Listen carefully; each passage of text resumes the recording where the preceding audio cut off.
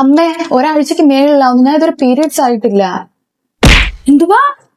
എന്റെ ദൈവമേ, എന്തുവാ ഞാൻ കേക്കുന്നേ?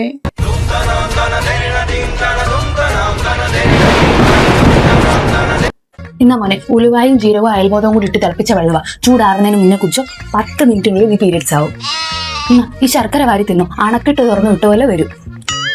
ഇന്ന മോനെ, മഞ്ഞളില്ലാത്ത നാരങ്ങാ നീര് ഒഴിച്ചതാ. നിന്റെ അമ്മൂമ്മ എനിക്കിത് തരുമായിരുന്നു. ഹോം റെമഡിയാ. ഒക്കെ ഈ പെണ്ണ് ഒരാഴ്ചയായിട്ട് പീരിയഡ്സ് ആയിട്ടില്ലെന്ന്. കൈതച്ചൊക്കെ കൊടുത്ത് നോക്കട്ടെ. എന്നാ ഓമയ്ക്കായും കൈതച്ചും കൂടി ജ്യൂസ് അടിച്ചു കൊടുക്കാം. ഏടി കൊച്ചേ, ഇപ്പൊ അങ്ങോട്ട് വാലന്റൈൻസ് ഡേ കഴിഞ്ഞല്ലേ ഉള്ളൂ. ഇനി നീ എങ്ങാണം ഒന്ന് പോവമ്മേ. വേണ്ട, മക്കൾ ഇങ്ങോട്ട് വാ. അമ്മ ചെയ്യുന്ന പോലെ ചെയ്യും.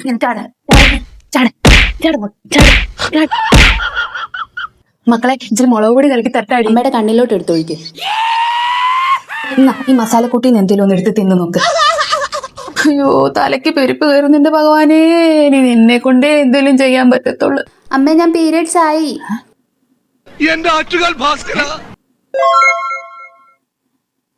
അമ്മേ, 10 ദിവസത്തിന് മേളാവും, ഞാനിതൊരു പീരിയഡ്സ് ആയിട്ടില്ല.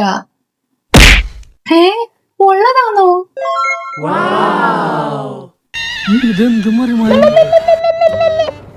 മനുഷ്യ, നിങ്ങൾ എവിടാ? വെറും കൈയോടെ വരല്ലേ? വരുമ്പോ കുറച്ച് മിഠായിയും കുറച്ച് പലഹാരം കൂടെ മേടിച്ചോണ്ട് പോവാ.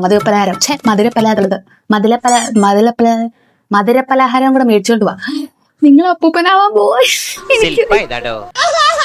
നാട്ടുകാരെ, ഹൗസ് ഓണറെ, ഞാൻ അമ്മൂമ്മയാവാൻ പോവാന്ന്.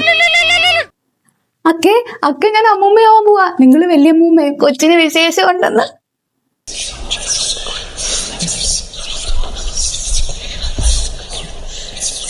ഇതൊക്കെ എന്തിനാ അമ്മേ?